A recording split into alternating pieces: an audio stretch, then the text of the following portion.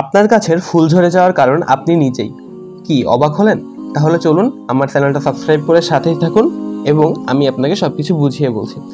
দেখুন, যখন আমাদের গাছে ফুল আসে তখন কিন্তু আমরা একটু খুশি হই এবং ভাবি যে একটু বেশি পরিচর্যা করলে বা একটু এখন যেহেতু ফুল আসছে আমরা একটু বেশি কেয়ার করি এবং এতেই হয় হিতে বিপরীত।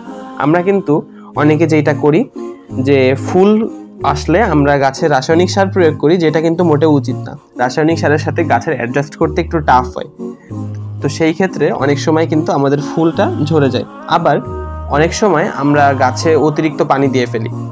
অতিরিক্ত পানি দেওয়ার ফলে আমাদের যে শেকড়টা সেটা ভিজা থাকে এবং শেকড়ে ফাঙ্গাস লাগতে পারে, পচে যাইতে পারে। তো সেই ক্ষেত্রে কিন্তু গাছের জীবন মরণ অবস্থা, আপনার ফুল তো সেই ক্ষেত্রে থাকবেই না। আবারও আমরা অনেকে ছত্রাকনাশক বা মিরাকুলান বা যে কোনো পিজিআর স্প্রে করি। তো এইটার জন্য আমরা স্প্রে টাইমটা নিই সকালবেলা। তো সকালবেলা স্প্রে করলে যেটা হয় যে অনেক পোকামাকড় আসে আমাদের পরাগায়নের ক্ষেত্রে। তো সেই ক্ষেত্রে হচ্ছে তারা ওই স্প্রের জন্য তারা পরাগায়ন করতে পারে না, বা ওই স্প্রেগুলো তাদের গায়ে লাগলে তারা মারা যায়, পোকামাকড়গুলো। তো সেই ক্ষেত্রে কিন্তু আমাদের পরাগায়নের যে কোনো মিডিয়া থাকে না। তো এইটাও কিন্তু একটা বড় ফ্যাক্ট। তো সেই জন্য আমরা স্প্রে করব বিকালবেলা, সকালে মোটেও করব না। আর পানি দিব পরিমিত পরিমাণে এবং রাসায়নিক সারটা অ্যাভয়েড করব, চেষ্টা করব জৈব সার ব্যবহার করার।